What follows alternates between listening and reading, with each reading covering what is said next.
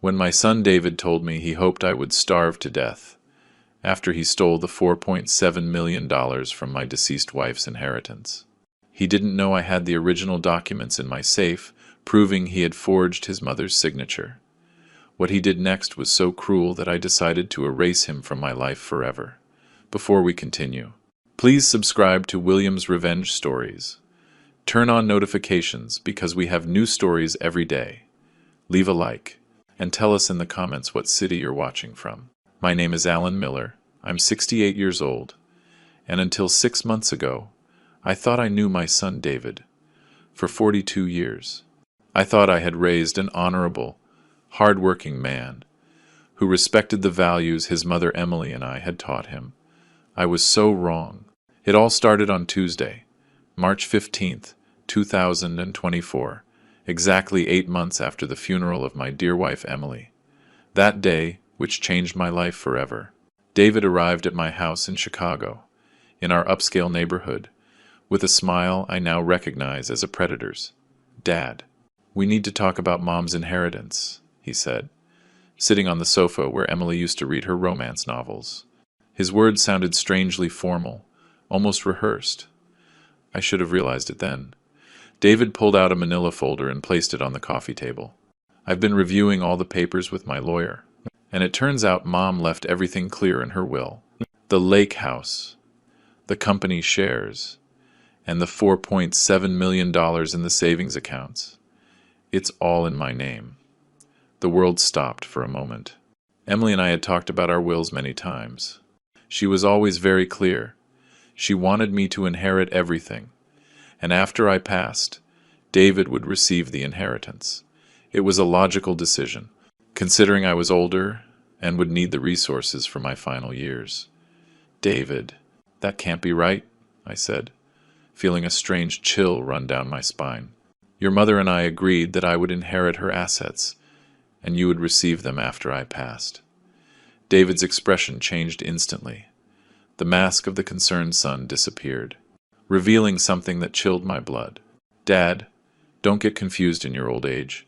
Here are the official documents, signed by Mom and certified by the notary. Michael Johnson. Everything is in order." I took the documents with trembling hands.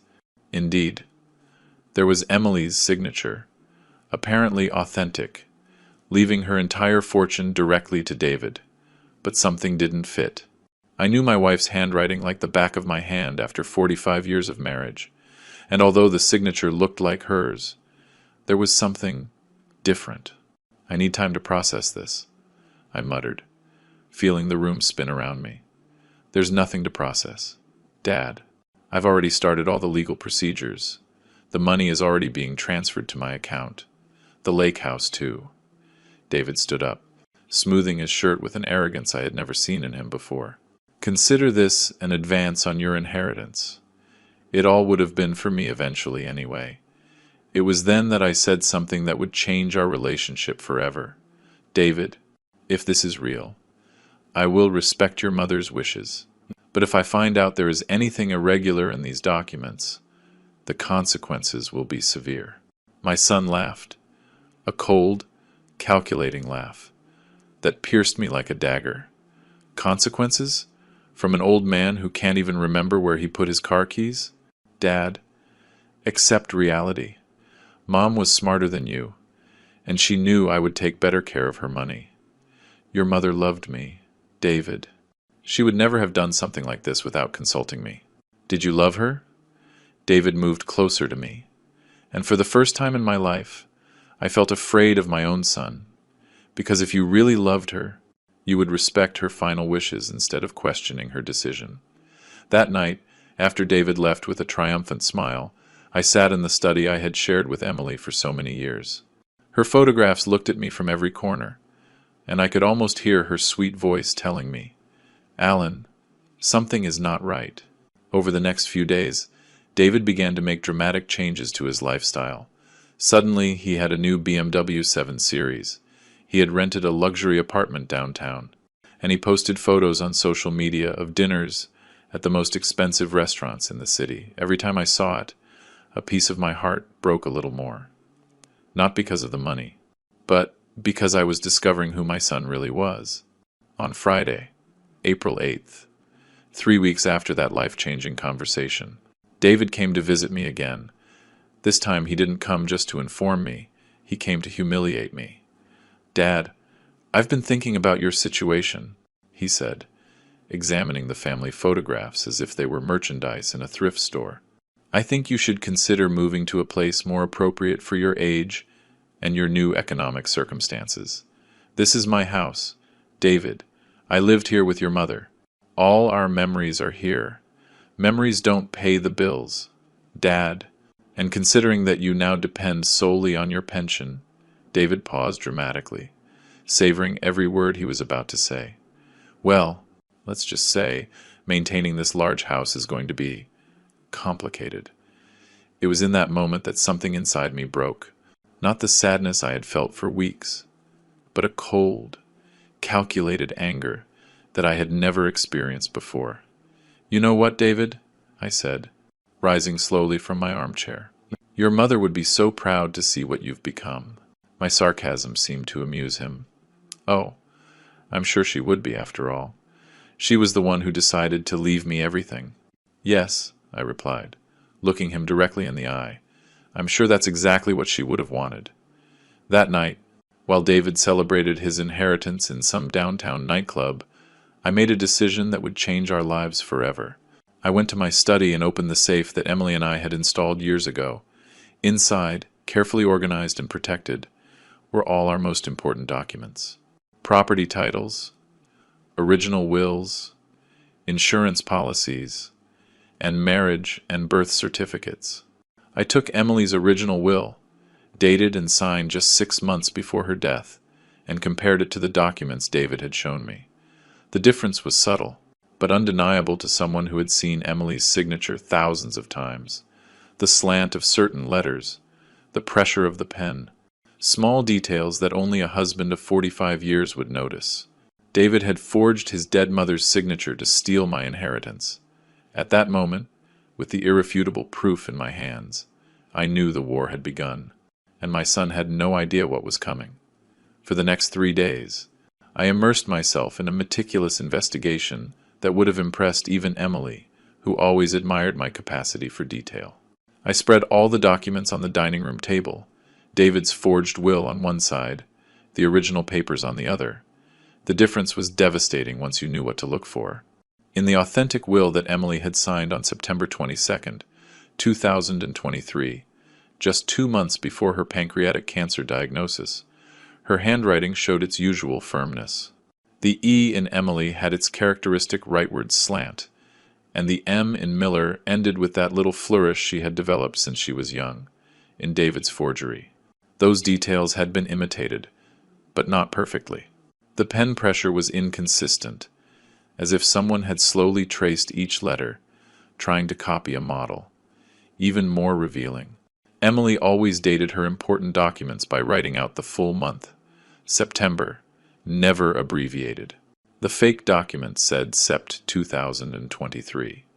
But the most conclusive evidence came when I checked the bank records I kept in my personal filing cabinet.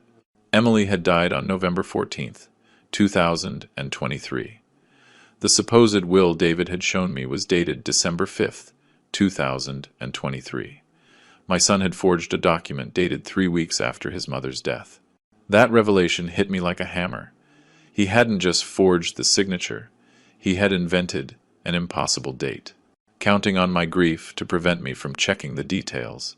For 42 years, I had underestimated my own son's capacity for manipulation.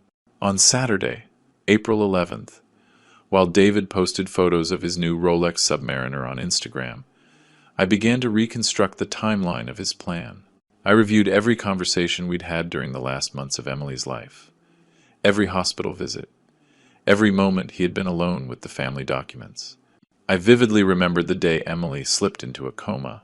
November 8th, David had insisted on staying at the hospital that night while I rested at home. "Dad, you've been here 5 days straight. Go home, take a shower, eat something hot. I'll stay with Mom." At first, I thought it was filial consideration. Now I understood it had been opportunism. That night, probably while his mother was dying. David had photographed all our important documents. He had access to our signatures, our seals, our complete banking information. On Tuesday, April 14th, exactly 1 month after his first triumphant visit, David returned home. This time, he came with an even more arrogant attitude. He walked around the house as if he already owned it, evaluating furniture, looking at art pieces Emily and I had collected over decades. "Dad, I've been thinking about the future of this property," he said, while examining the grand piano Emily played on Sunday mornings. "Obviously, keeping a 4,000 square foot house for one person is a waste of resources. This house has sentimental value. David, sentimental value doesn't generate income." He sat on the piano bench and played a few discordant keys. "I've spoken with some real estate agents. In the current market, we could get at least $800,000 for this property." "We could?" "Well, I could. Technically, according to Mom's will. I am the sole heir of the family." David closed the piano lid with more force than necessary. "But I'm generous, Dad. I'm willing to share the profits with you. Let's say $100,000 for your retirement. It's more than many people your age have." During that conversation, I maintained superhuman control. Every fiber of my being wanted to confront him immediately, show him the real documents, expose him for the thief he was. But 45 years of building a company from scratch had taught me the value of strategic patience. "It's an interesting proposal," I replied calmly. "Let me think about it." "There isn't much to think about. Dad, the numbers are clear." David got up and walked to the window overlooking the garden where Emily grew her roses. "Besides, at your age, living alone in such a big house is dangerous. A fall, a heart problem, and you could be there for days without anyone noticing." His words sounded like a veiled threat. He wasn't just calculating my money, but my physical vulnerability. That night, after he left, I called the notary, Michael Johnson, who had handled our legal affairs for over 20 years. Michael had known Emily since before our marriage. His father had been the Miller family notary for decades. "Alan, good to hear from you," Michael said, with that warm voice that always reassured me. "How are you holding up since Emily?" "Michael, I need to ask you a very specific question about Emily's will." There was a brief pause. "Of course. Is there a problem with the documentation?" "David has shown me a will where Emily supposedly leaves her entire inheritance directly to him, dated December 2023. The silence stretched so long I thought the call had dropped. Finally, Michael spoke, his voice a mixture of confusion and concern. "Alan, that's impossible. The last will Emily signed in my office was in September 2023. And in that document, you are the sole beneficiary of all her assets." Emily was very specific on that point. "Are you absolutely sure I have the originals in my safe?" Along with the video recordings of the signing, Emily insisted everything be documented exhaustively due to her diagnosis. She wanted to make sure there were no legal ambiguities after her death. That confirmation was the final nail in the coffin of my relationship with David. He hadn't just forged documents. He had invented a completely fictitious will, knowing I was emotionally vulnerable from losing Emily. Over the next few days, I continued my investigation with the methodicalness of a detective. I reviewed David's bank statements from the last 6 months, documents I had access to because I had co-signed for his first apartment years ago. The financial patterns revealed the planning of his deceit. In November, immediately after Emily's death, David had contacted several law firms specializing in probate law. In December, he had made payments to a document specialist whose name I recognized from some scandals in the newspapers. In January 2024, David had begun liquidating small investments of his own, as if preparing for a large influx of money. In February, he had consulted with financial advisors on how to handle a significant upcoming inheritance.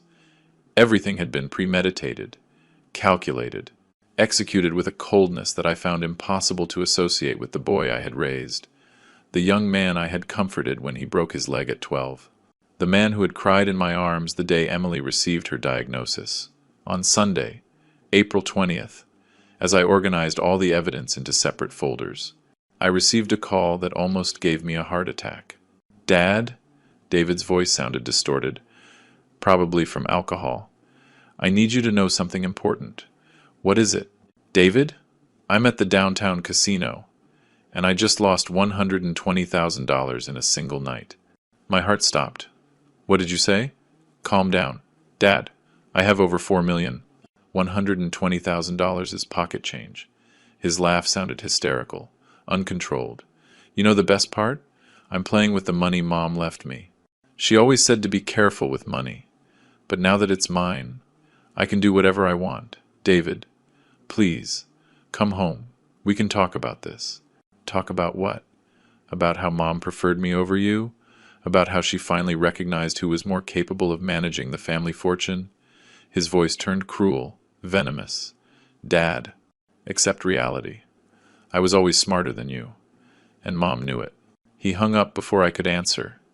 That night, as I listened to the rain hit the windows of the home I had shared with Emily, I made the final decision. David hadn't just stolen his dead mother's money. He was destroying it in a spiral of self-destruction that would have broken Emily's heart. It was time for my son to learn the consequences of underestimating his father. Monday, April 21st, dawned with a clarity I hadn't felt in months. After weeks of pain and uncertainty, I finally had a clear purpose: to legally prove that my son had committed a series of serious crimes against his mother's memory and against me. At 9 in the morning sharp, I dialed the number of James Bryant, a lawyer specializing in criminal and civil law whom I had met years ago during a business dispute. James had a reputation for being relentless when it came to document fraud, and his experience with similar cases made him the perfect person for my situation. "James, I need your professional help on a very delicate matter," I explained after the pleasantries. "It involves will forgery, financial fraud, and inheritance theft." "Alan, those are very serious charges. Are you completely sure of what you're telling me?" "I have incontrovertible physical evidence." "We can meet today." 2 hours later, I was sitting in James's office in the financial district, surrounded by shelves full of legal codes and judicial precedents. I had brought all the documents, organized in meticulously labeled folders: originals, forgeries, bank records, and the complete timeline of events. James examined each document with the concentration of a surgeon. His expression grew more serious with each page he reviewed. When he reached the comparison between Emily's authentic signatures and the forged ones, he whistled softly. "This is a textbook case of aggravated document forgery," he murmured, using a magnifying glass to examine the details. "The difference in stroke pressure is evident even without professional forensic analysis. What are our legal options? Multiple fronts of attack." James leaned back in his chair and began to list them on his fingers. Forgery of a public document, which carries between 6 months and 3 years in prison. Aggravated fraud, due to the kinship and the amount, which could mean 1 to 6 years. Identity theft, by passing himself off as the legitimate heir and recovering the money. That's the interesting part. Since the funds were obtained through fraudulent documents, any bank transfer based on those documents is legally void. We can request an immediate freeze on all accounts where that money has been deposited. My heart began to beat faster. After weeks of feeling powerless, I finally saw a path to justice. "We will need an official handwriting expert," James continued. "I know the best forensic expert in the country for this type of analysis. His name is Edward Vance, and he has testified in high-profile cases for the last 15 years. How long will the whole process take? To get the precautionary freeze measures, I can file the lawsuit tomorrow morning. The Chicago courts are efficient in cases of family financial fraud. As for the handwriting analysis, Edward can have preliminary results in 72 hours. That afternoon, while James prepared the legal documentation, I dedicated myself to a task I had been postponing: contacting all the banks where Emily and I had joint accounts to inform them of the fraudulent situation. The first call was to Main Street Bank, where Emily had kept her main account since she was 25. I spoke with the branch manager, Megan Lewis, who remembered Emily perfectly from her regular visits over the decades. Mr. Miller, I am deeply sorry for your loss, Megan said with genuine compassion. Emily was one of our most beloved clients. How can I help you, Megan? I need to report a fraud situation related to Emily's accounts. I have reason to believe that someone has used falsified documents to access her funds. Megan's tone immediately shifted to professional and alert. Mr. Miller, that is extremely serious. Can you come to the branch immediately? We need to document this complaint officially. At the bank branch, Megan reviewed all the movements in Emily's accounts since November. What we discovered was even worse than I had imagined. David hadn't just transferred the $4.7 million. He had used the forged documents to access an investment account I didn't know about, where Emily had kept another $800,000 in government bonds. Mr. Miller, according to our records. These transfers were made by presenting a power of attorney that supposedly granted David Miller full control over all of Mrs. Miller's accounts. Megan explained, printing the relevant documents. Can you immediately freeze any account where these funds have been deposited? Once we have the court order? Yes. But I can tell you that we have identified 3 different accounts where substantial deposits have been made in recent months. On Tuesday, April 22nd, Edward Vance, the forensic expert, arrived at my house to conduct the analysis. He was a meticulous man in his 50 seconds, with specialized magnifying glasses and a briefcase full of instruments that looked like something out of a detective movie. Mr. Miller, I've reviewed the documents your lawyer sent me, he said, setting up his equipment on my dining room table. Prima facie. There are obvious discrepancies between the authentic writing samples and the question documents. For the next 3 hours, Edward subjected each document to microscopic scrutiny. He used ultraviolet light to analyze the ink, measured the stroke pressure with specialized instruments, and compared each letter with authentic samples of Emily's writing that I had provided. The evidence is conclusive, he finally said. These signatures were made by someone attempting to imitate your wife's handwriting, but they lacked the muscle memory developed over decades of writing in a specific way. The differences are subtle to the untrained eye, but unmistakable for forensic analysis. How solid is this evidence in court? Inarguable. I have 30 years of experience testifying in similar cases, and I have rarely seen such obvious forgeries. Whoever did this gravely underestimated the sophistication of modern handwriting analysis. On Wednesday, April 23rd, James officially filed the criminal complaint against David at the Central Courthouse. The complaint included all the crimes we had identified, supported by the handwriting analysis, bank records, and witness statements. That same afternoon, I received a call that filled me with a satisfaction I hadn't felt in months. Mr. Miller, this is Judge Catherine Hayes from Instructional Court Number 12. We have reviewed your complaint and the evidence presented. Given the gravity of the charges and the strength of the preliminary evidence, we are proceeding with immediate precautionary measures. What does that mean? Exactly? It means that tomorrow morning, we will proceed with the preventive seizure of all bank accounts where the fraudulently obtained funds have been deposited. All assets acquired with that money will also be frozen. That night, as I prepared dinner in the kitchen where Emily used to experiment with new recipes, I felt for the first time in months that I was honoring her memory correctly. I would not allow her memory to be stained by the greed and betrayal of our own son. On Thursday, April 24th, at 8 inches the morning, court agents showed up simultaneously at 3 locations. The luxury apartment David had rented, the BMW dealership where his new vehicle was parked, and the offices of Main Street Bank where he held his main accounts. I did not witness any of these procedures directly, but James kept me informed minute by minute through phone calls. Alan, the precautionary measures have been executed without problems, he informed me at 10 a.m. All of David's accounts have been frozen. The BMW has been impounded, and his landlord has been notified that the deposit and payments for the apartment were made with funds of fraudulent origin. And David? Does he know what's happening? Not yet. The agents didn't have to contact him directly. He'll find out when he tries to access his accounts or use his credit cards. I spent the rest of the day in a state of nervous anticipation. I knew that at any moment, David would discover that his world, built on lies and forged documents, was collapsing. And when that happened, I would finally know the true personality of the man I had raised for 42 years. The wait was about to end, and justice was finally beginning to move, with the relentless precision that Emily had always admired in the legal system.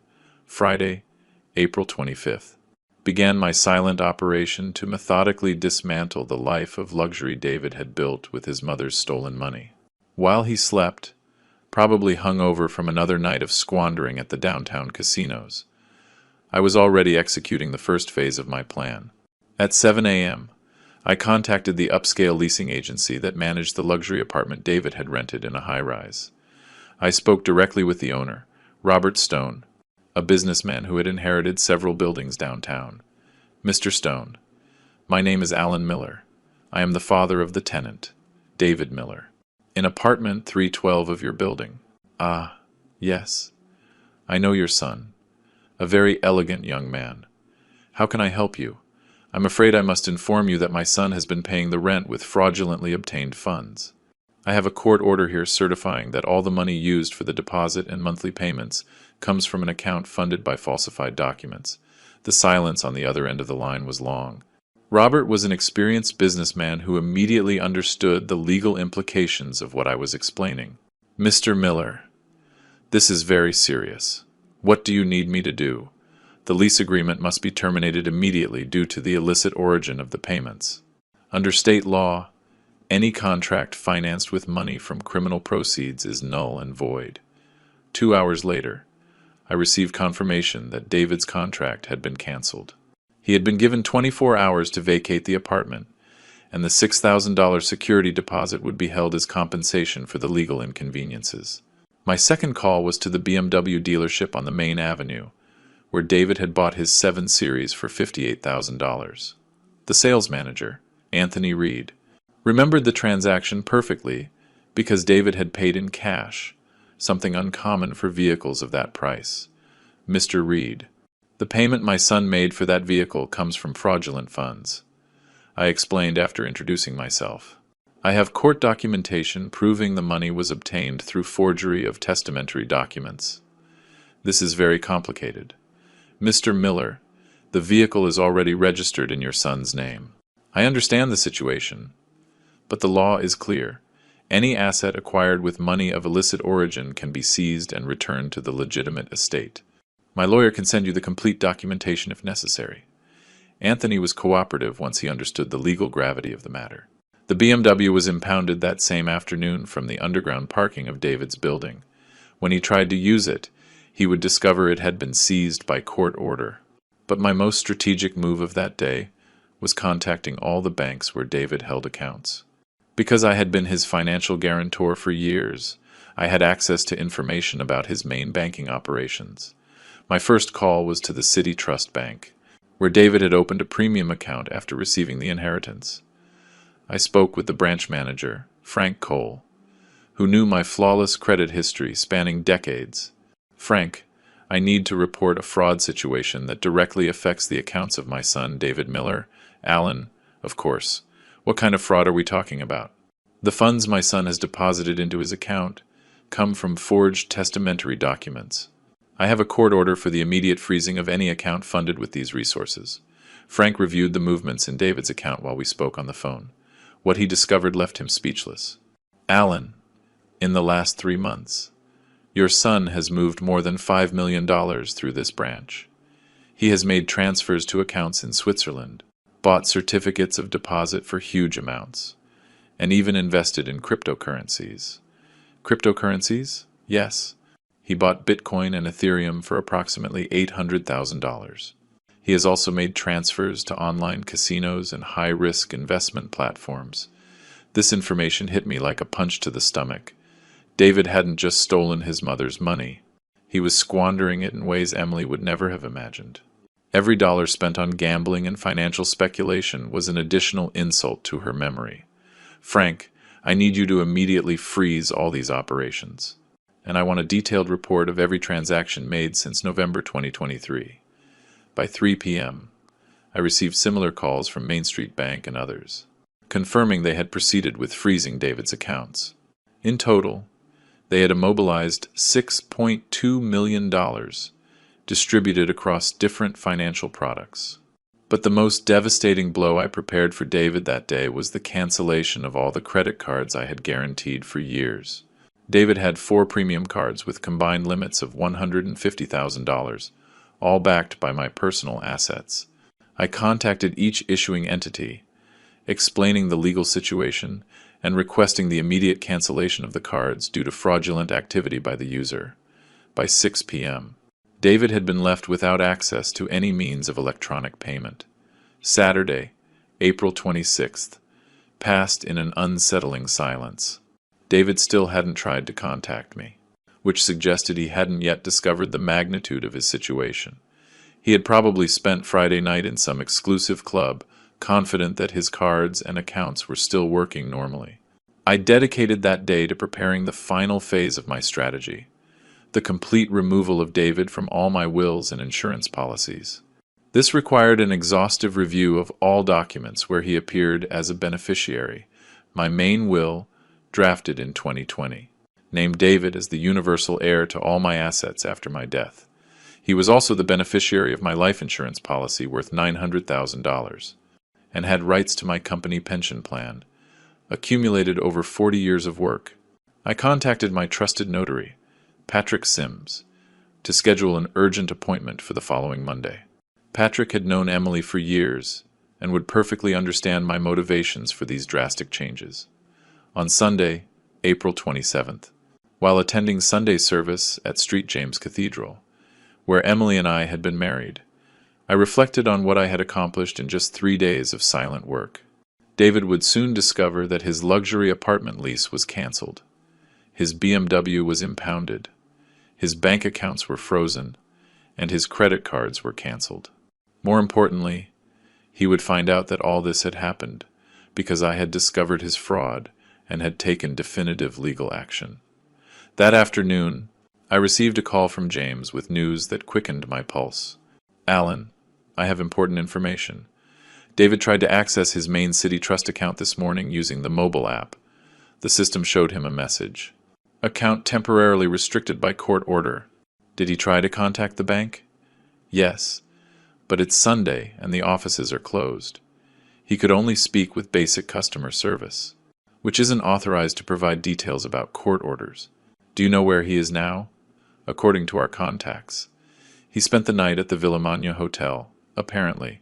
He couldn't return to his apartment because the owner changed the locks this morning.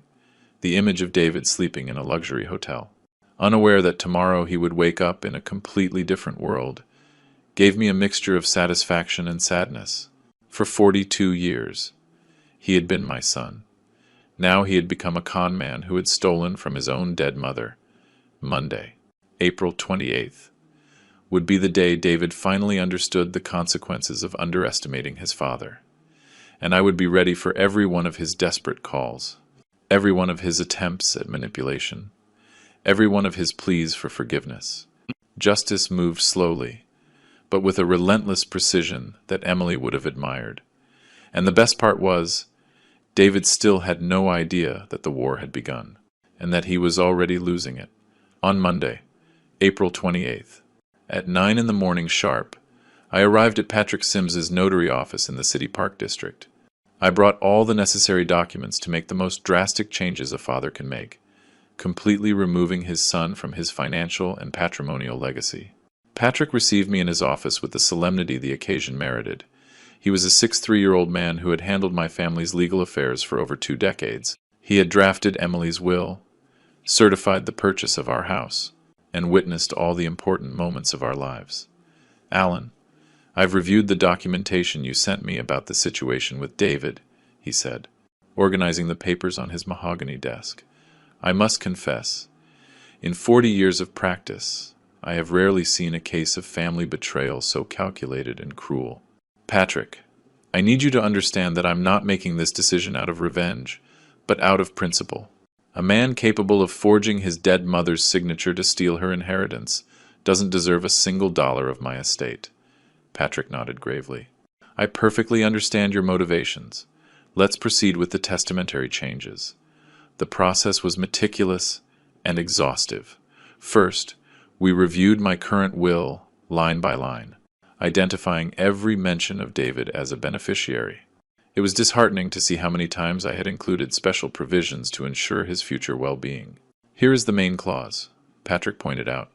I name as my sole and universal heir to all my assets, rights, and actions my son, David Miller, with the hope that he will honor his mother's memory and continue the family values we have cultivated for generations.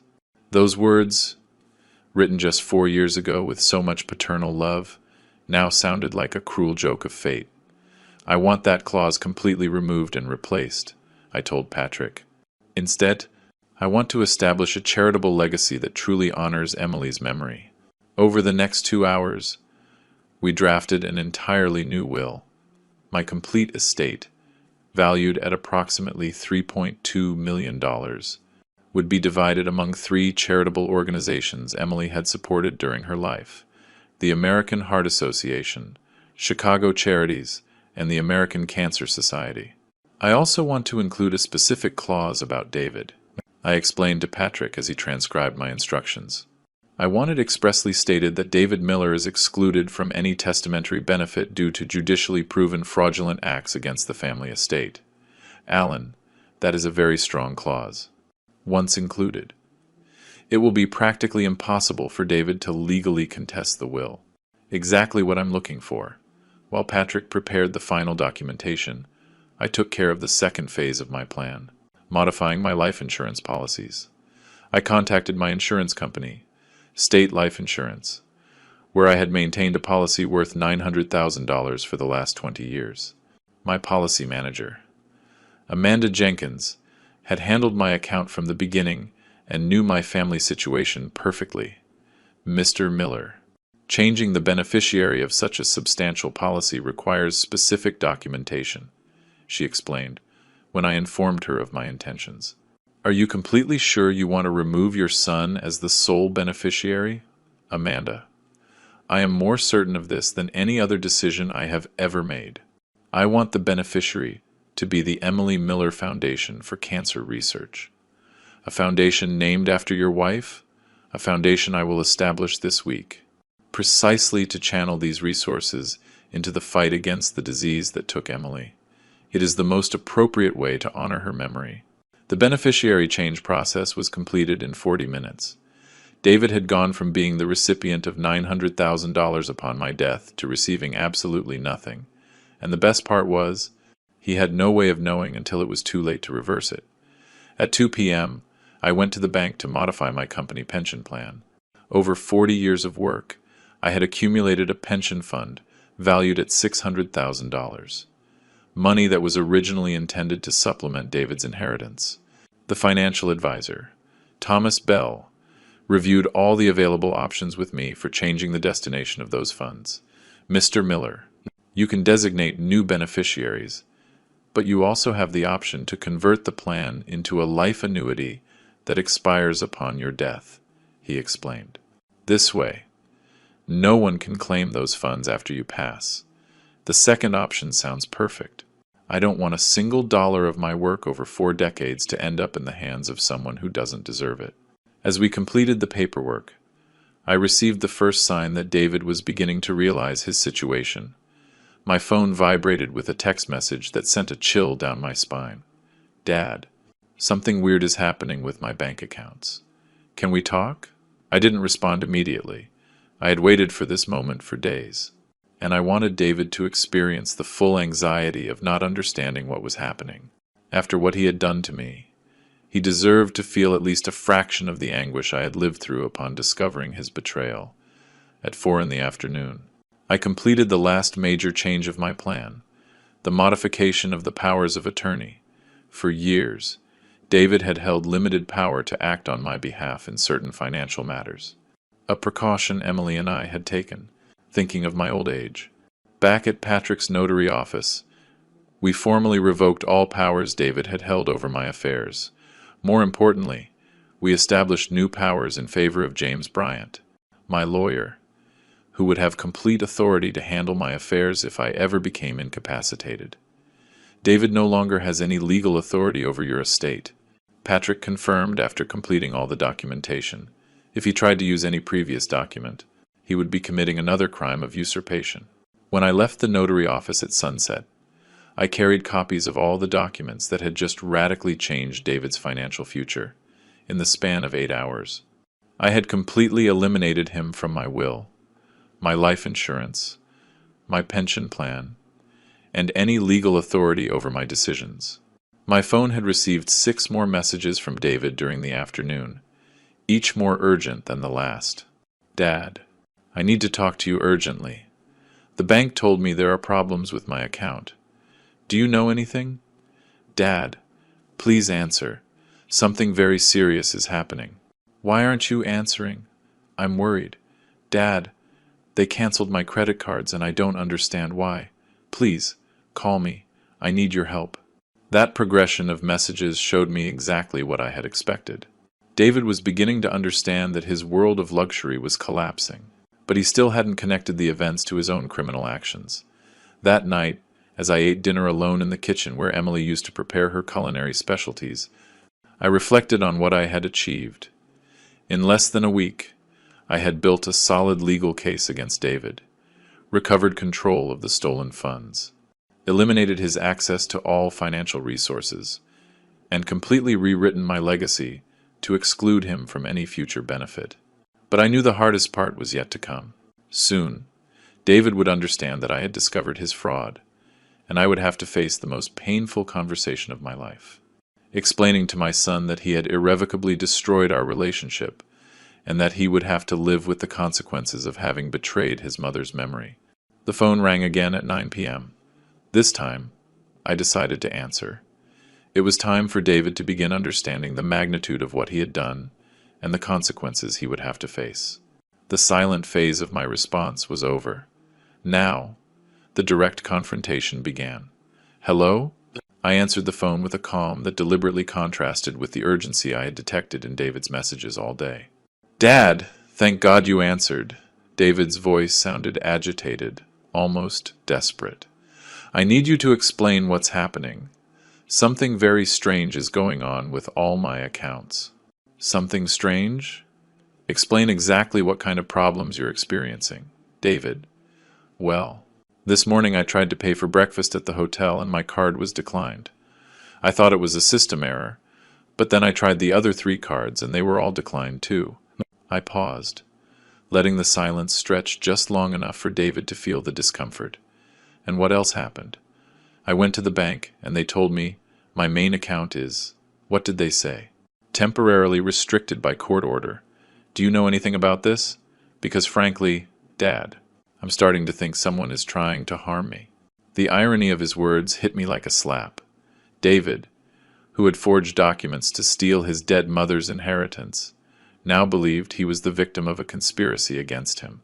David, have you considered the possibility that these problems are related to something you've done? Something I've done? Dad, I don't understand what you're talking about. I haven't done anything wrong. I've been completely transparent with you about Mom's inheritance. Completely transparent? My voice took on a colder tone. Are you sure about that? I could hear David breathing more heavily on the other end of the line. His confidence was beginning to crack, though he still didn't fully understand why. Dad, I don't know what you're implying, but I need your help right now. I don't have access to my money. They kicked me out of the apartment because, apparently, there are problems with the payments, and my car is impounded in the parking garage. It's like someone decided to ruin my life overnight, and you have no idea who could be behind all this? No, that's why I'm calling you. I thought maybe you had similar problems, or that you knew someone who could help me resolve this situation. David's naivety was astounding. After months of lavishly spending the stolen money, humiliating me publicly, wishing me to starve to death, he genuinely believed I would run to rescue him when his crimes finally had consequences. David, before I can help you, I need you to clarify something very important. Are you completely sure that all the documents related to your mother's inheritance are authentic and legitimate? The silence stretched for almost 20 seconds. I could imagine David on the other end, probably sitting in some hotel lobby, beginning to understand that his father knew more than he had shown. Dad, Of course they're authentic. Why are you asking me that? Because, my son, I've had time to very carefully review all the original documents that Emily and I kept in our safe. Another silence. Longer this time. When David spoke again, his voice had changed completely. The previous desperation had been replaced by something resembling controlled panic. I don't understand what you mean by that. I think you understand perfectly what I mean. The question is whether you have the honesty to admit it, or if you're going to continue this farce until the end. Dad, you're talking in riddles and I don't understand you.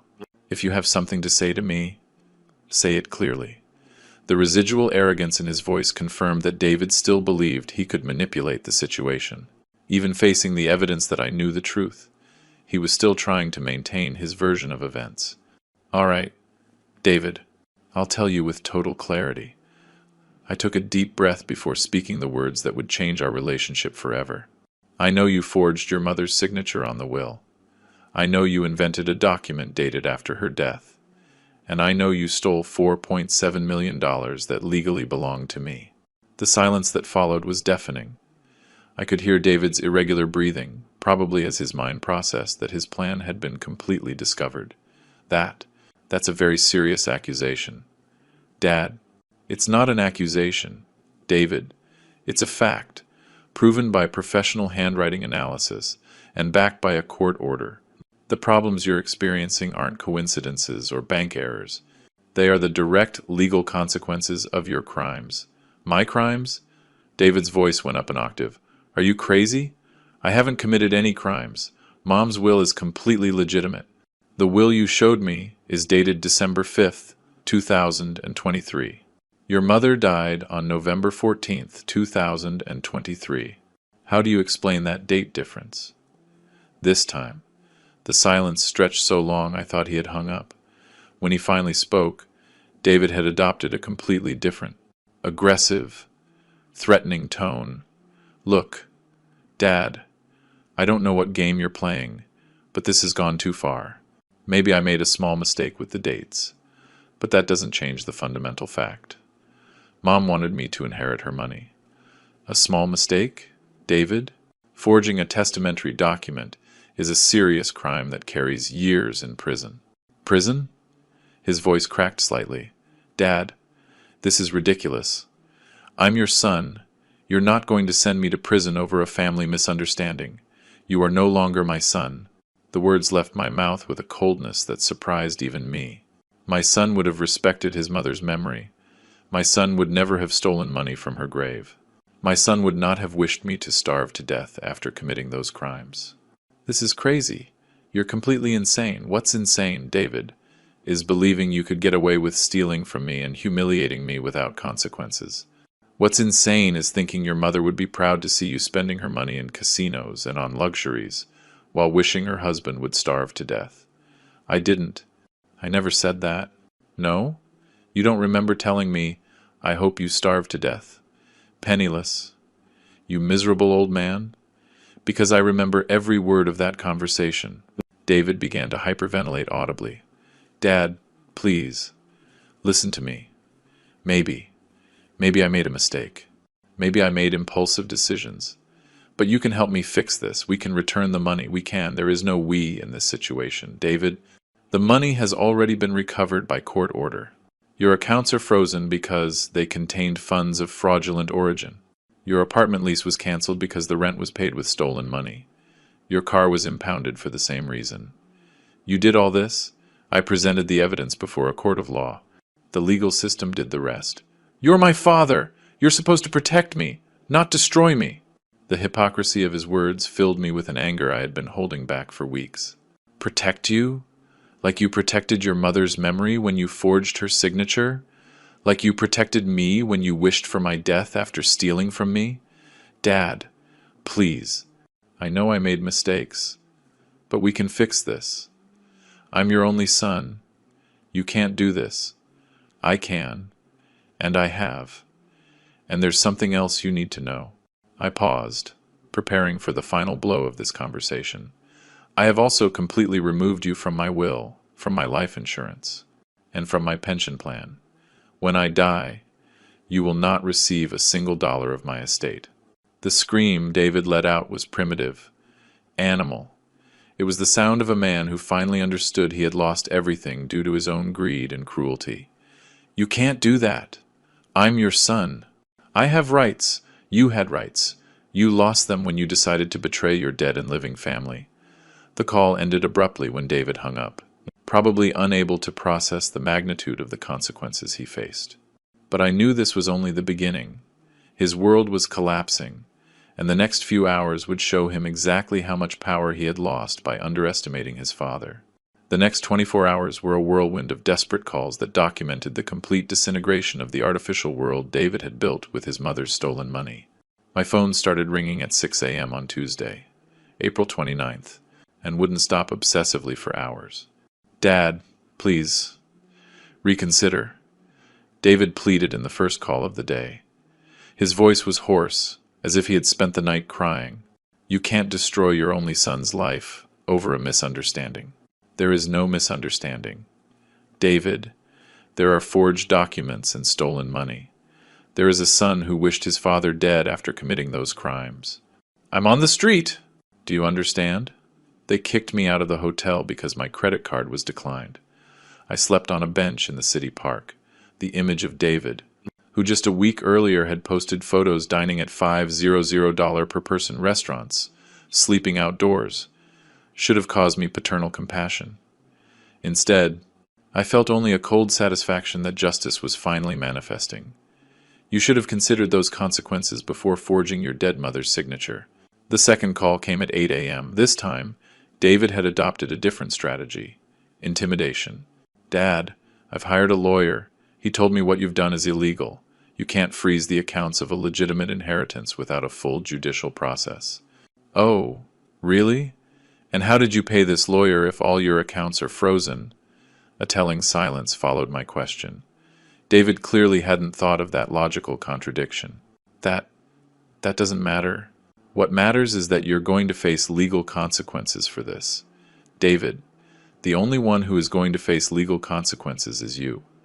For document forgery, aggravated fraud, and inheritance theft.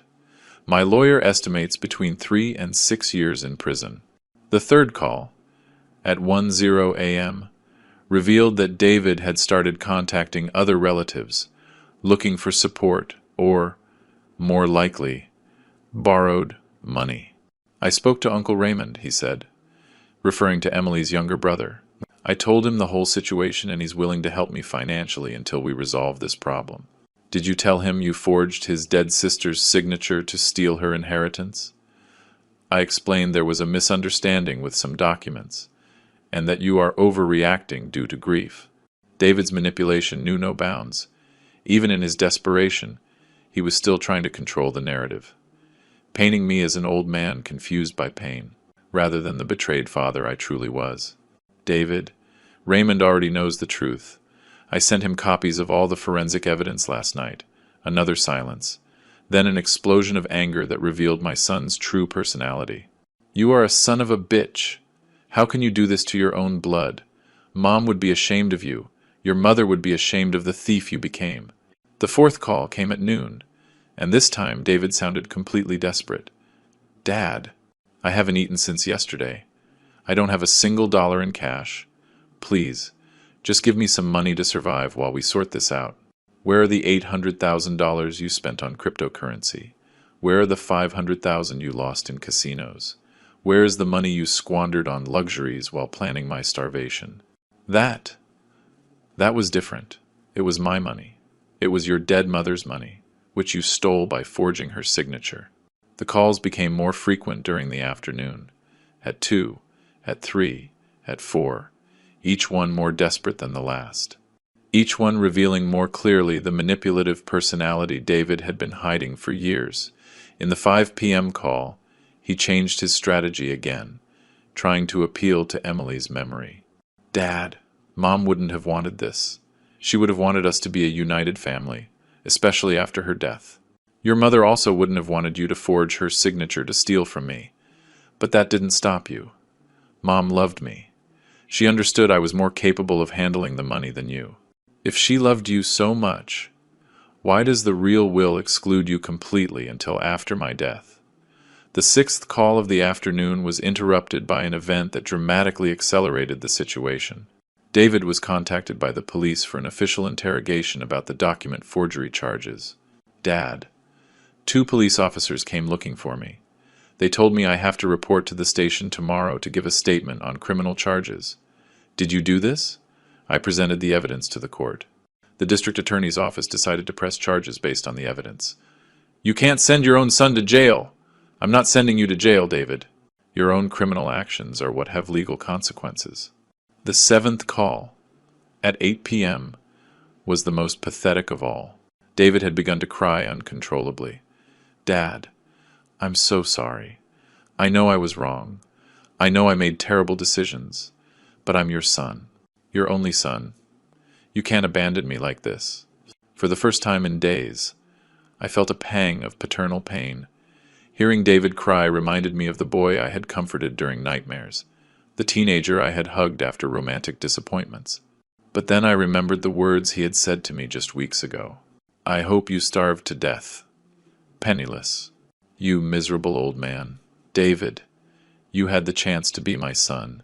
You lost it when you decided to rob your dead mother and wish for my death. I never wanted you to die. I was angry. I was confused. People say terrible things when they're upset.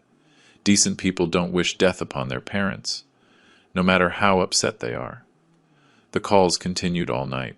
At 10, at 11, at midnight, at 1 in the morning.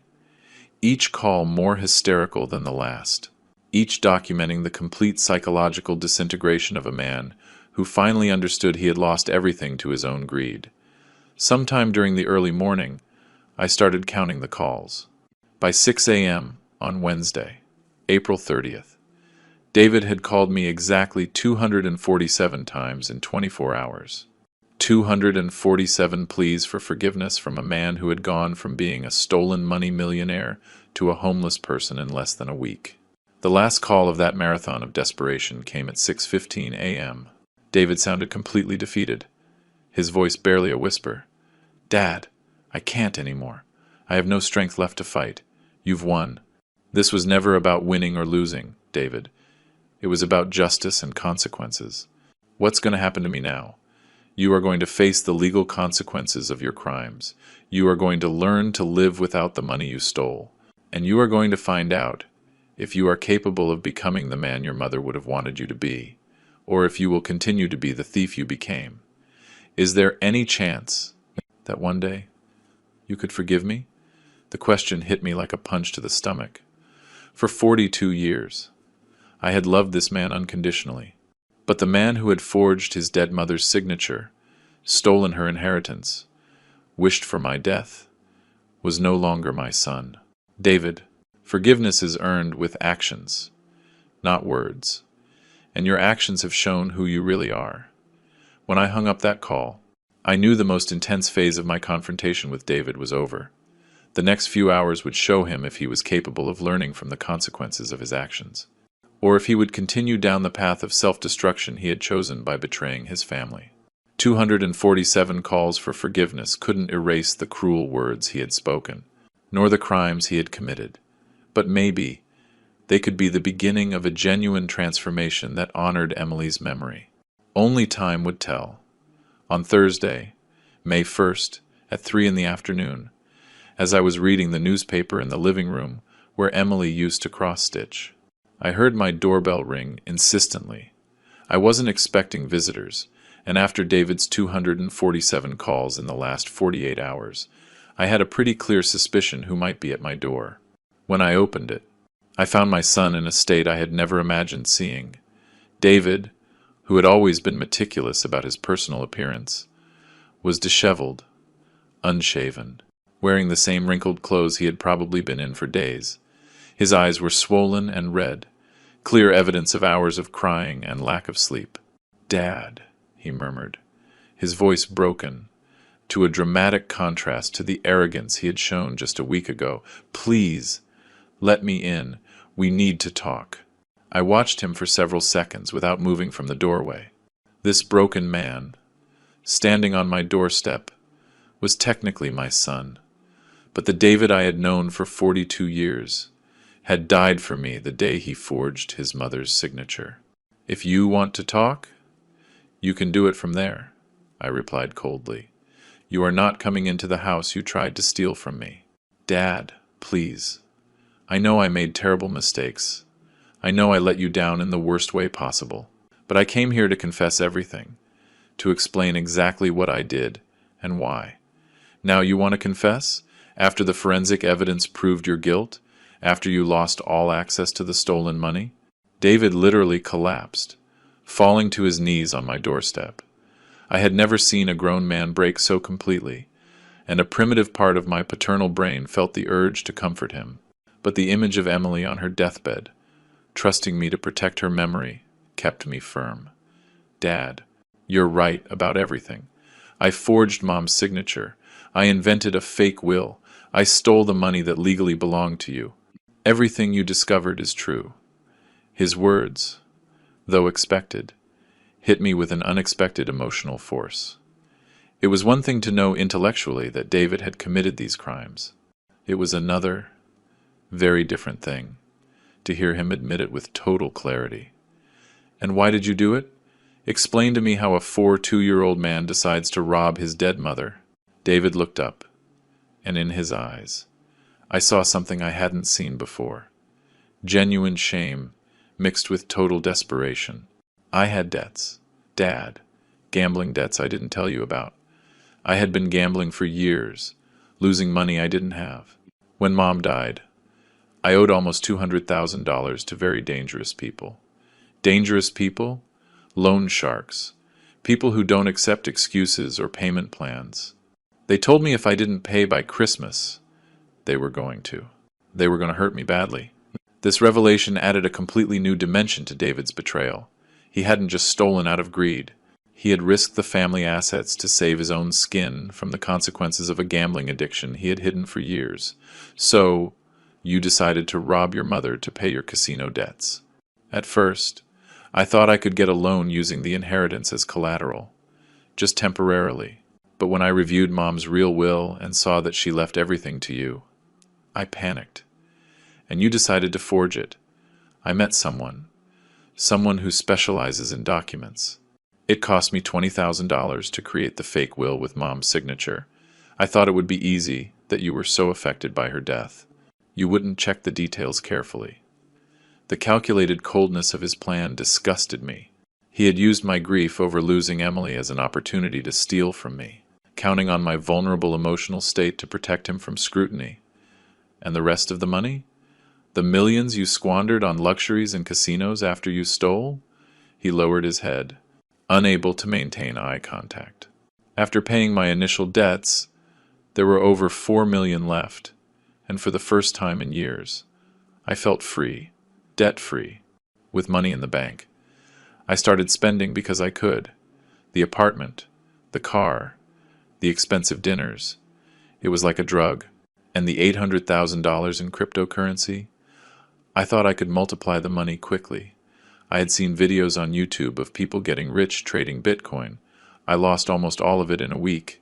And the $500,000 you lost in casinos? After the crypto losses. I panicked. I thought I could win the money back by betting big on roulette and blackjack. Every loss made me bet more, trying to win back the last one. The stupidity of his financial decisions was astounding. But what outraged me most was the total lack of respect for the origin of the money. Every squandered dollar was an additional insult to Emily's memory. And when you decided to wish me to starve to death, was that also part of your panic? David covered his face with his hands and began to sob uncontrollably. Those words. My God, I can't believe I said that to you. I was desperate. I knew you had started to suspect, and I thought if I intimidated you enough, you would stop asking questions. You wished me dead. David, your own father, who had loved you unconditionally for 42 years. I know, and I am more ashamed of those words than anything else I've done. I would rather have stolen from 10 strangers than have said something so cruel to you. His tears seemed genuine. But the magnitude of his betrayal had created a chasm between us that I wasn't sure could ever be crossed. David, do you understand that what you did wasn't just stealing money from me? You desecrated your mother's memory. You forged her signature after her death. You used her grave as a business opportunity. Yes, yes, I understand that. And I understand that you can probably never forgive me. What do you expect from this conversation? That I forgive you and restore your access to the money? That I drop the criminal charges? David wiped his tears and looked at me directly for the first time since he had arrived. I don't expect anything from you, Dad. I came here because I needed you to know the whole truth, not just the facts you discovered through the legal investigation. I needed you to understand that. Although my actions were unforgivable, I never stopped loving you as a father. Did you love me when you forged my dead wife's signature? No. In those moments, fear and desperation had replaced everything else, including my love for you and my respect for Mom. And now that you've lost everything, the love has conveniently returned. The love never left completely. Dad, it was buried under layers of panic, greed, and stupidity. But being on the street these last few days, having nothing, facing the real possibility of prison, has made me remember what really matters. I remained silent for several minutes, observing this broken man, who was technically still my biological son, but who had become a stranger through his own decisions. David, what are you going to do now? How do you plan to live without the money you stole? I don't know, he admitted honestly. I guess I'll have to get a job. Something I haven't done in years because I always had access to your money or the stolen money. I'll have to learn to live like a normal person. And the criminal consequences? My public defender says that with the evidence you presented, I'll probably face between 2 and 4 years in prison. He says if I cooperate fully and show genuine remorse, I might get a suspended sentence. The reality that my son might go to prison for his crimes against our family finally materialized completely in my mind. It was what I had sought with my lawsuit, but hearing it expressed so clearly produced a complex mixture of righteous satisfaction and paternal pain. David, I said finally, I want you to understand something very clearly. The money is no longer yours. It has been returned to the legitimate estate, and the authorities are tracing every dollar to ensure full recovery. There is no going back on that, I understand. I also want you to understand that, although I appreciate your confession, it doesn't change the consequences of your actions. You have destroyed our father-son relationship in a way that may be irreparable. David nodded slowly, fresh tears running down his cheeks. I understand. Dad, I just hope that someday, maybe years in the future, you can find a way to forgive me enough to let me try to be the son I should have always been. When I closed the door after that conversation, I knew the time had come to make the final decision about the future of my relationship with David. That night, after David left my doorstep, a completely destroyed man, I sat in Emily's study with a cup of chamomile tea, which she used to prepare when we needed to make important decisions.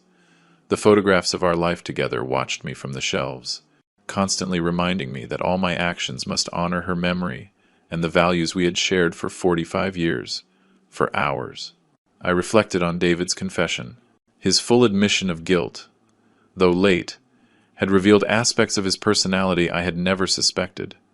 The gambling addiction, the debts to dangerous loan sharks, the cold planning of his theft, all painted a portrait of a man who had lived a double life for years.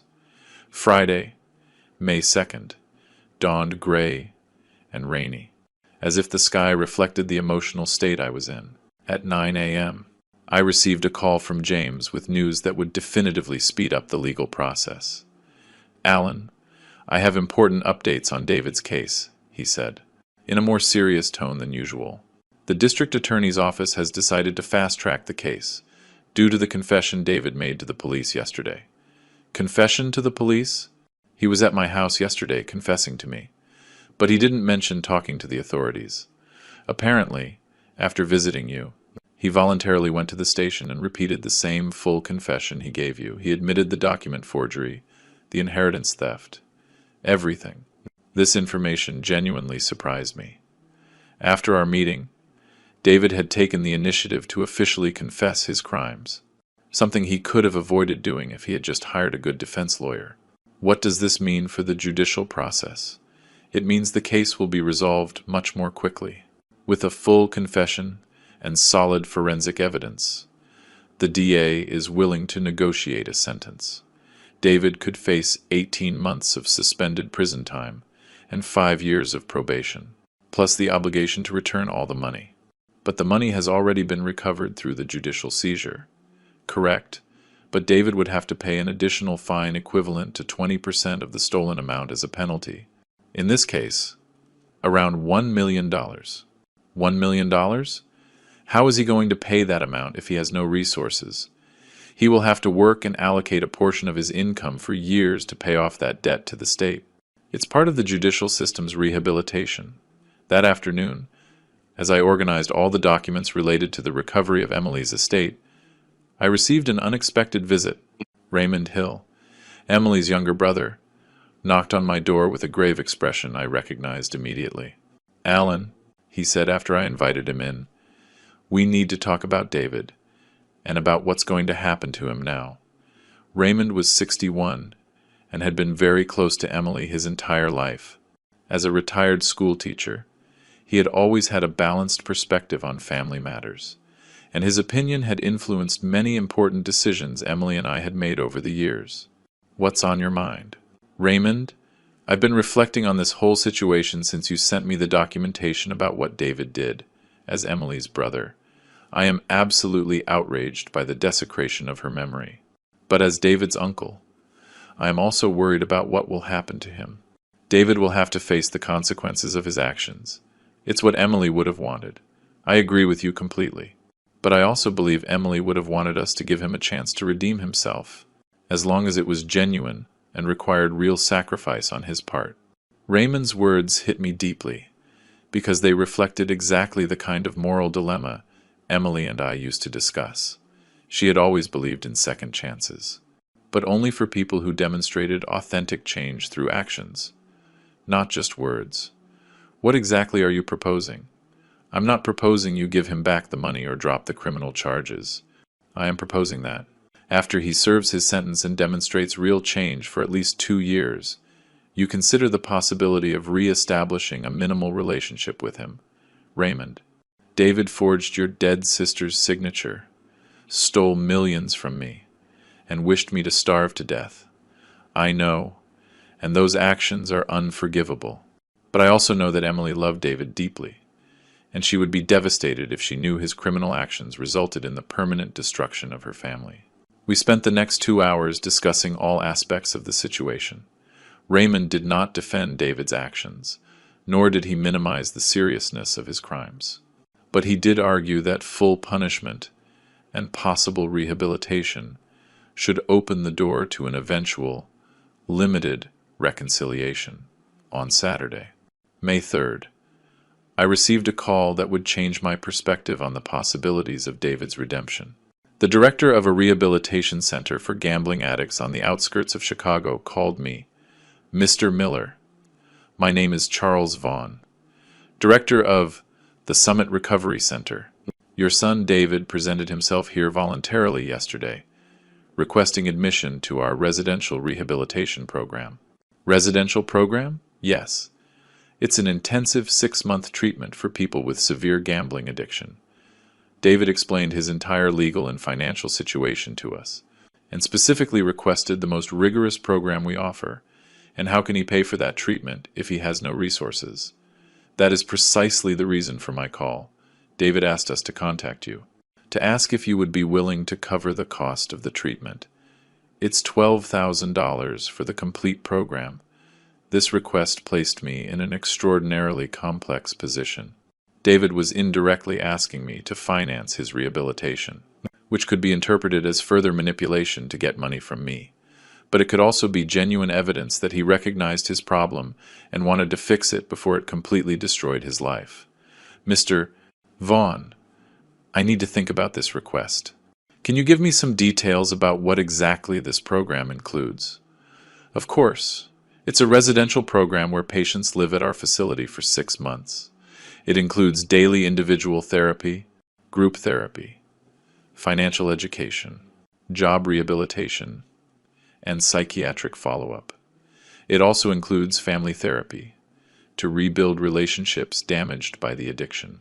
Family therapy? Yes. We work with family members who have been affected by the addict's actions. In David's case, he specifically mentioned he wanted to include sessions where he could work on repairing the damage he had caused you. That night, as I walked through the garden where Emily grew her roses, I found myself facing the most difficult decision of this entire process. Should I give David the chance to prove his repentance was genuine by funding his rehab? Or would this be just another form of manipulation, a way to get money from me using guilt and hope as tools? On Sunday, May 4th, after an almost sleepless night, I made a decision that would define the future course of my relationship with David. I called the recovery center and spoke directly with Charles Vaughn. Mr. Vaughn, I am willing to finance David's treatment under certain very specific conditions. What conditions?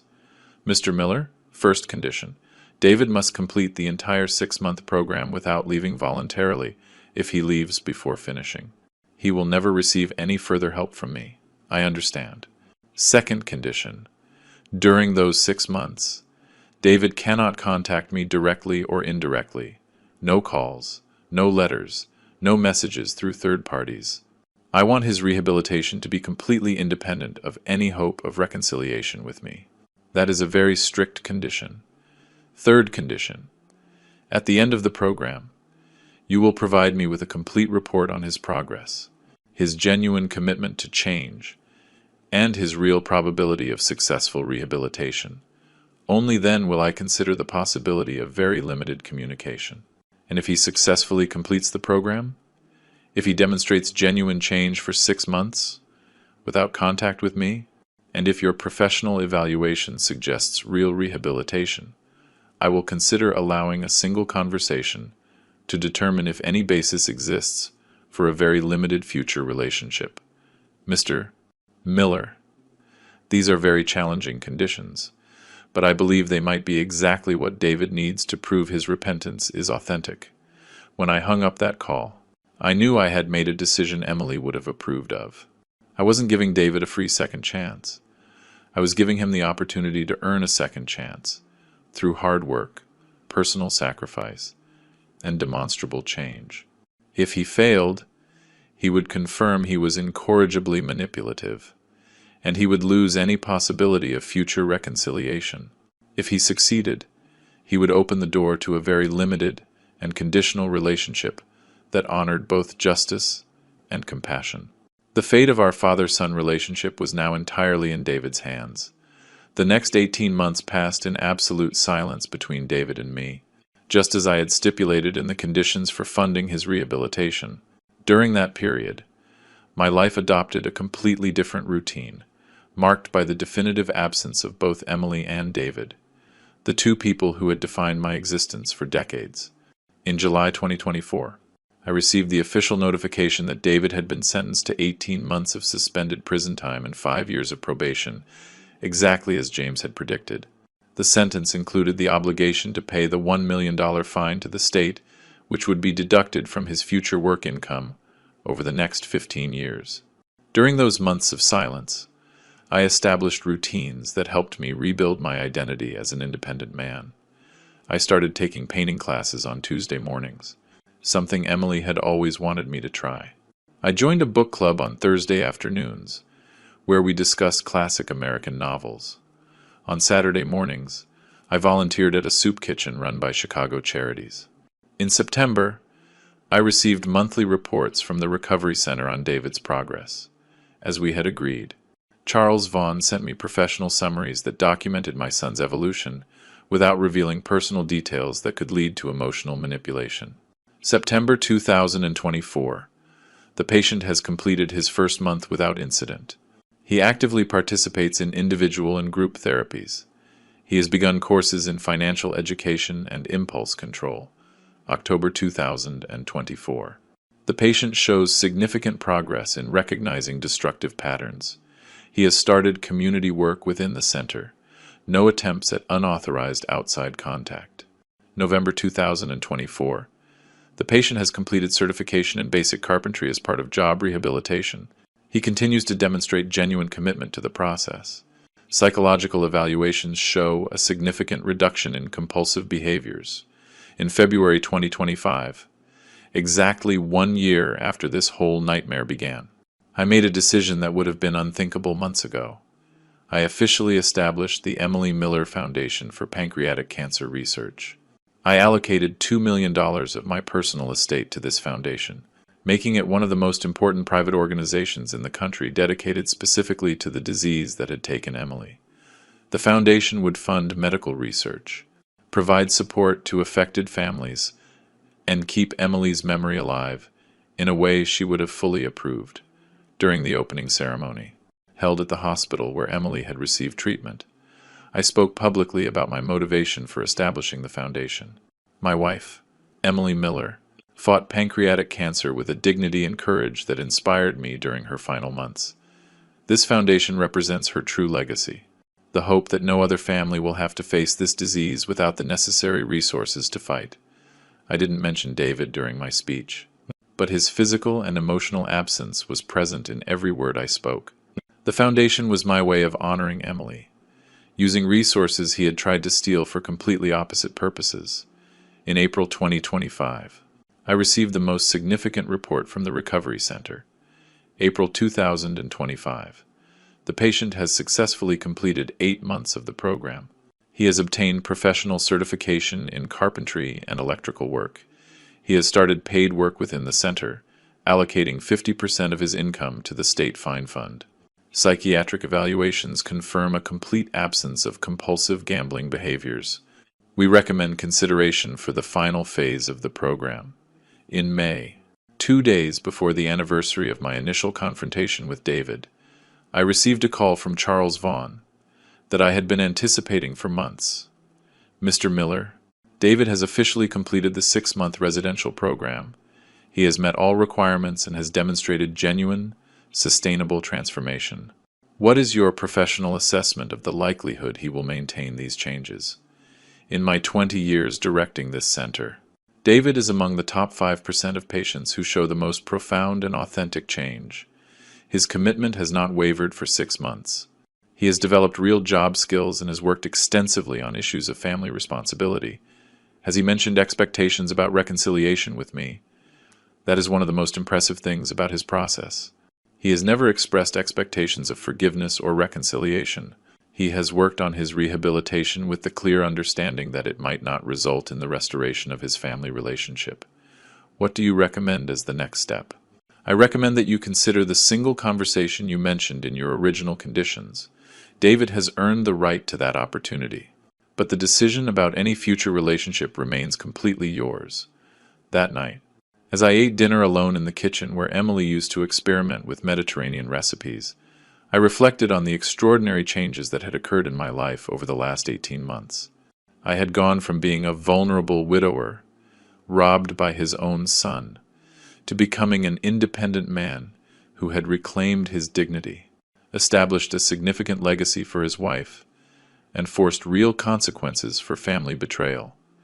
David, according to all professional reports, had gone from being a manipulative addict who forged documents and wished his father dead, to becoming a man who worked honestly, to paid his debts, and had accepted the possibility of living without family reconciliation.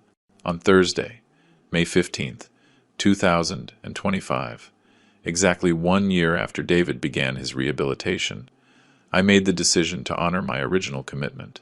I called Charles Vaughn and agreed to a supervised meeting at the Recovery Center. It will be a 2-hour maximum conversation. I specified. David can say what he needs to say, and I will determine if there is any basis for very limited future contact. I understand perfectly. Mr. Miller, are there any specific conditions for this meeting? Yes. I want David to clearly understand that this conversation guarantees nothing. It does not imply automatic forgiveness. It does not restore any financial rights, and it does not promise any kind of future relationship. It is simply an opportunity for him to demonstrate if his transformation is authentic. I will explain it to him in exactly those words. When I hung up that call, I knew I was heading toward the most important and difficult conversation of my life. For 18 months, I had lived without David. I had built a new identity, honored Emily's memory, and found purpose in helping other families affected by cancer. The question now was whether David had used those same 18 months to genuinely become the man his mother would have wanted him to be, or if he had simply learned to manipulate the system better to get this opportunity. In 3 days, I would finally have the answer, on Monday, May 18th, 2025, at 10 a.m. sharp. I arrived at the Summit Recovery Center for the conversation that would determine if David had experienced a genuine transformation, or if he had simply perfected his manipulative skills over 18 months of forced rehabilitation. Charles Vaughn received me in his office with the seriousness the occasion merited. Over the last few months, we had developed a professional relationship based on clinical reports and objective evaluations. But this would be the first time I would directly see the results of his work with David, Mr. Miller, before the conversation begins. I want you to know that David has been thoroughly informed about the conditions of this meeting. He understands he has no guarantees, that you have promised nothing, and that this might be the only opportunity he has to communicate with you. How did he react to those conditions? With complete acceptance. He told me he was simply grateful for the opportunity to show you he had changed, regardless of whether it resulted in any kind of future relationship. Charles walked me to a small conference room with windows overlooking the center's garden. The walls were decorated with certificates of program completion from former patients, tangible reminders that genuine rehabilitation was possible for people willing to work for it. When David entered the room, I needed several seconds to fully recognize him. The man who had been at my door 18 months ago, disheveled and desperate, had been replaced by someone who radiated a calm and dignity I hadn't seen in him for years. David had lost weight, but in a healthy way that suggested regular exercise and proper nutrition. His hair was well cut, he wore clean, modest work clothes, and his hands showed the calluses of someone who had been doing real physical labor. But the most impressive thing was his expression, serene, with no trace of the previous arrogance or the manipulative desperation he had shown during his collapse. "Dad," he said simply, without trying to approach for a hug or physical contact. "Thank you for giving me this opportunity." "David," I replied, also remaining formal and distant, "you have 2 hours to show me if your transformation is authentic or if you've just learned to act better." He sat across from me with his hands folded on the table, and for several minutes, we just observed each other in silence. It was as if we were evaluating each other after an absence that had fundamentally changed us both, Dad, during these 18 months. I've had time to reflect deeply on every terrible decision I made, every cruel word I spoke, and every way I betrayed everything you and Mom taught me for 42 years. Go on. I want to start with something that is more important than any apology. I want you to know exactly how I've used these 18 months to become a different man. David proceeded to tell me in detail about his rehabilitation experience, but not in the self-pitying way I had expected.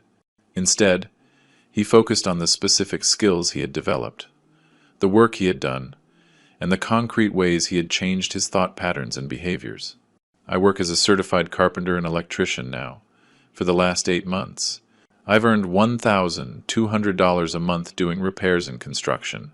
$600 goes directly to the state to pay the fine they imposed. The other $600 I use for basic living expenses. And where do you live? In a shared room in a residence for people in job rehabilitation. I pay $300 a month for rent, $200 for food, and $100 for transportation and basic expenses. What do you do with your free time? I attend Gamblers Anonymous meetings 3 times a week. I read books on financial management and addiction psychology. On weekends, I volunteer at a soup kitchen for the homeless. This description impressed me because it was completely different from the lifestyle David had led his entire adult life. For the first time, he was living within modest means, working with his hands, and contributing to his community in ways that didn't involve taking advantage of others. David, why did you decide to volunteer with the homeless? Because after spending nights sleeping in parks and train stations during my collapse, I understood what it means to be completely destitute. I wanted to help people in that situation, and constantly remind myself where self-destruction leads. And what have you learned about yourself during this process? David took a deep breath before answering, as if he had been preparing for this question for months. I've learned that for years. I had been living a complete lie about who I was and what I deserved. I grew up believing the family money would eventually be mine, so I never developed real skills or a genuine work ethic. When I faced a financial crisis, my first reaction was to steal rather than work. And now? Now I understand that every dollar I earn working is worth more than all the millions I stole, because it comes from my own effort and legitimate contribution. For the first time in my life, I feel proud of how I generate my income. Over the next 2 hours, David demonstrated a level of self-reflection and behavioral change that exceeded my most optimistic expectations. He didn't try to minimize his crimes or excuse his past actions. Instead, he showed a complete understanding of how his decisions had affected not only me, but Emily's memory and the very concept of family trust. Dad, there's something specific I need to tell you about Mom. What? During therapy, I worked extensively on understanding how my actions desecrated her memory. Forging her signature wasn't just stealing from you, it was a violation of everything she represented. Mom valued honesty above all else, and I turned her death into an opportunity to commit the most dishonest act of my life. His words showed an understanding of the moral dimensions of his crimes that had been absent during all our previous conversations. And what have you done to honor her memory during your rehabilitation? Every month, I donate $50 of my salary to the Emily Miller Foundation that you established. It's all I can afford on my current budget, but I want to contribute in some way to preserving her legacy positively. This revelation surprised me completely. David had been following the Foundation's activities and had found a way to contribute without contacting me directly, respecting the conditions of our no communication agreement. David, what do you expect from this conversation? What kind of relationship do you think we could have in the future? I expect nothing.